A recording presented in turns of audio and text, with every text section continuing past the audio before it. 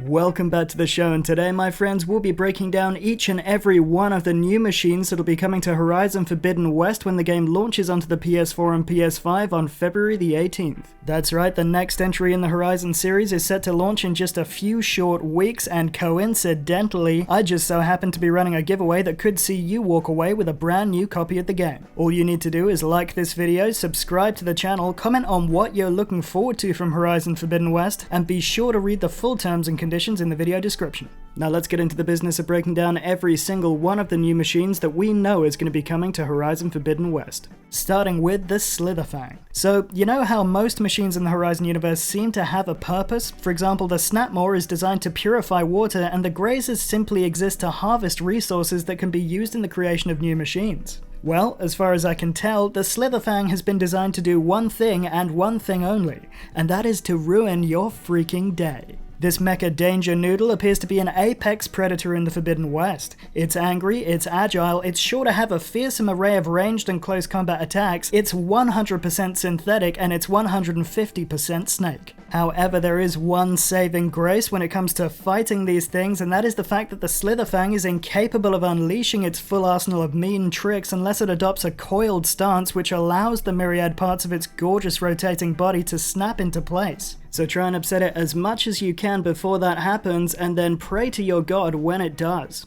Next up, we have the Burrower, which is kind of like a nouveau Watcher from Horizon Zero Dawn. Like the OG Watcher, it has the ability to alert bigger machines to Aloy's presence and to stun her when it's feeling kinda shitty. However, the Burrower's surprising agility, plus its ability to swim and tunnel underground and emerge in random locations, should make it a more interesting machine to fight. And while burrowers keep an eye on the land of the Forbidden West, Sunwings are known to patrol its skies. These acquisition class machines are designed to soar high into the sky to collect solar energy. And like the Glinthawks that came before them, Sunwings are set to be super annoying opponents that'll rely on their agility in combat, and whilst they won't be tough one-on-one, they can be a handful in numbers, particularly if, like the Glinthawks, they come with an elemental attack. The other thing is that they just so happen to be freaking gorgeous, which is a huge plus. I mean, look at that pterodactyl-inspired design replete with photovoltaic wings. It's just biomimetic character creation at its finest.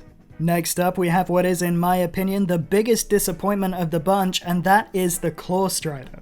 Don't get me wrong, the dinosaur-inspired creature design is once again superb, and its movement is liquid beauty, but this majestic idiot clearly should have been called a Velociraptor. I mean, you don't look at this thing and go, hey, nice feet, when it has two freaking chainsaws by way of a lower jaw. Anyway, in terms of combat, you'll be facing them in groups of around 3, and it looks like it's going to be roughly a sawtooth in terms of difficulty. So in conclusion, great design, looks fun to fight, but you screwed up big time, Gorilla, so it's going to be a 2 out of 10 for me.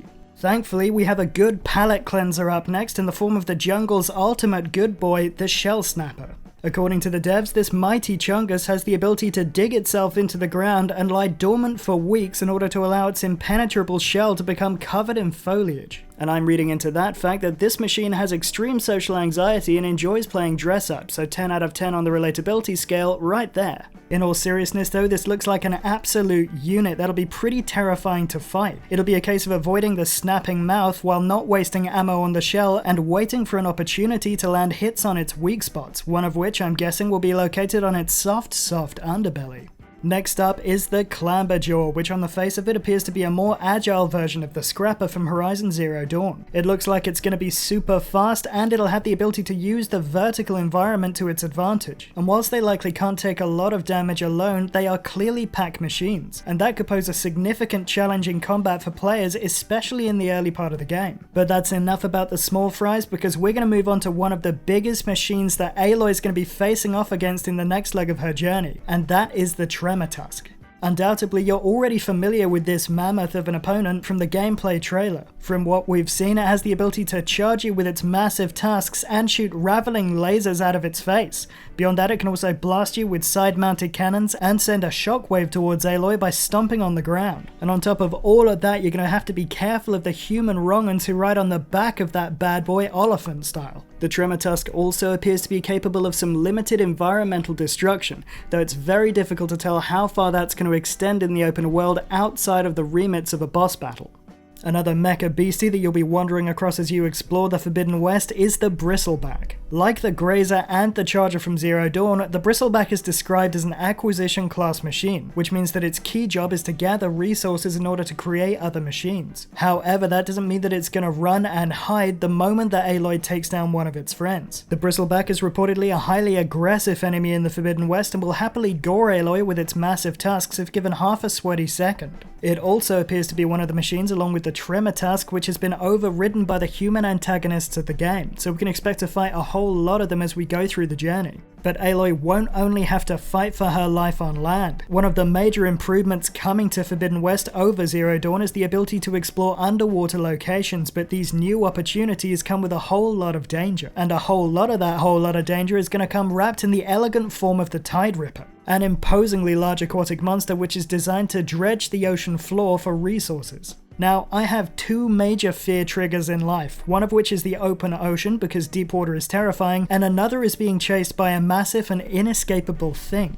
So to me, the Tideripper is literally a nightmare on fins. Like the Velociraptor, the majority of its offensive capabilities appear to be mounted on its face, which means that it'll be taking a lot of powerful lunges towards Aloy, which I'm going to have to try and avoid while simultaneously attempting to stop a little pea from unwantingly escaping my body. To make it worse, it also has the ability to huck itself up onto dry land to try and ruin your day there. So in conclusion, you're getting a 1 out of 10 for that one, Gorilla, you utter anxiety farmers. And coming to our final entry on this list, we have the Rollerback. This transport type machine, like the Shellwalker before it, is designed to take the materials harvested by smaller beasties and convey them to the kilns. But unlike those other machines, it also has the ability to repair itself by reattaching armor plates that have been ripped off it in battle.